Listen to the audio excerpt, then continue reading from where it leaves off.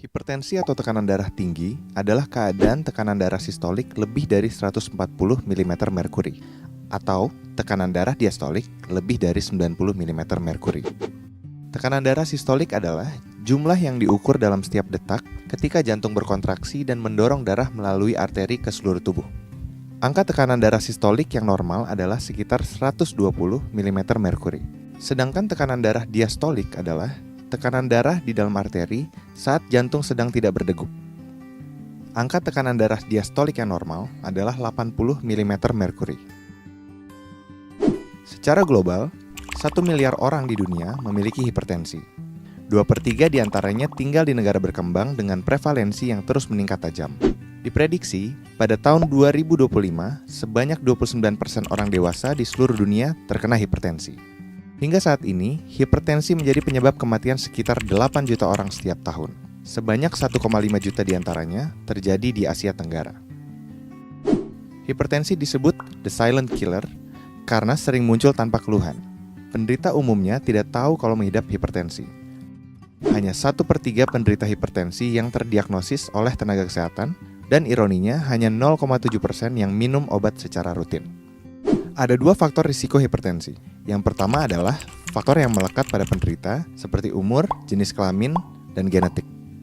Faktor kedua adalah faktor yang diakibatkan oleh perilaku hidup tidak sehat seperti merokok, konsumsi garam berlebih, berat badan berlebih atau kegemukan, diet rendah serat, kurang aktivitas fisik, konsumsi alkohol, dan stres.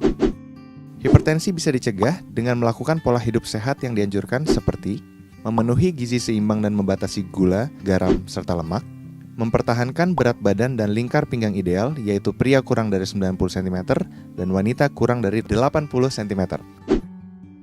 Olahraga teratur, stop merokok, hindari konsumsi alkohol, konsumsi obat secara teratur karena penderita hipertensi membutuhkan pengobatan yang lama dan terus-menerus sepanjang hidup. Ukur kadar gula darah, tekanan darah, dan periksa urin secara teratur. Tekanan darah yang diperiksa harus dicatat sehingga dapat dimonitor dengan ketat. Tidak semua penderita hipertensi mengenali atau merasakan keluhan maupun gejala. Namun biasanya, keluhan berikut yang dirasakan: sakit kepala, gelisah, jantung berdebar, penglihatan kabur, rasa sakit di dada, dan mudah lelah. Mengapa hipertensi berbahaya?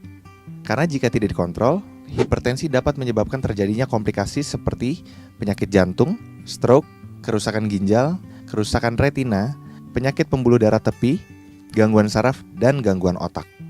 Setiap orang harus memeriksa tekanan darah secara rutin. Jika tekanan darahnya tinggi, segera konsultasi dengan tenaga kesehatan untuk mendapatkan penanganan lebih lanjut. Sebagian penyandang hipertensi dapat mengontrol tekanan darahnya dengan melakukan perubahan gaya hidup saja.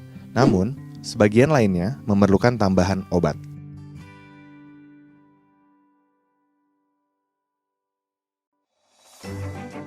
Tahukah kamu, sekitar tahun 90-an, masyarakat kita lebih banyak menderita penyakit menular.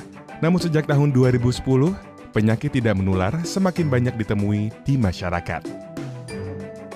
Penyakit tidak menular dapat disebabkan oleh beberapa hal, mulai dari kurangnya aktivitas fisik, kurang konsumsi buah dan sayur, kebiasaan minum alkohol, kebiasaan merokok, BAB sembarangan, hingga akibat dari pencemaran lingkungan.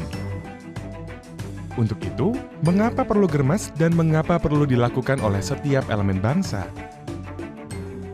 Germas, yaitu Gerakan Masyarakat Hidup Sehat, adalah suatu tindakan yang sistematis dan terencana yang dilakukan secara bersama-sama oleh seluruh komponen bangsa dengan kesadaran, kemauan, dan kemampuan berperilaku sehat untuk meningkatkan kualitas hidup. Tujuan dari Germas adalah agar masyarakat berperilaku sehat sehingga berdampak pada meningkatnya produktivitas penduduk serta menurunkan beban pembiayaan pelayanan kesehatan akibat penyakit. Ada 6 ruang lingkup dalam Germas. Yang pertama adalah peningkatan aktivitas fisik. Salah satu kegiatannya adalah melakukan aktivitas fisik secara rutin minimal 30 menit sehari. Kedua adalah peningkatan perilaku hidup sehat. Perilaku hidup sehat diantaranya berhenti merokok, rajin mencuci tangan, hingga tidur yang cukup.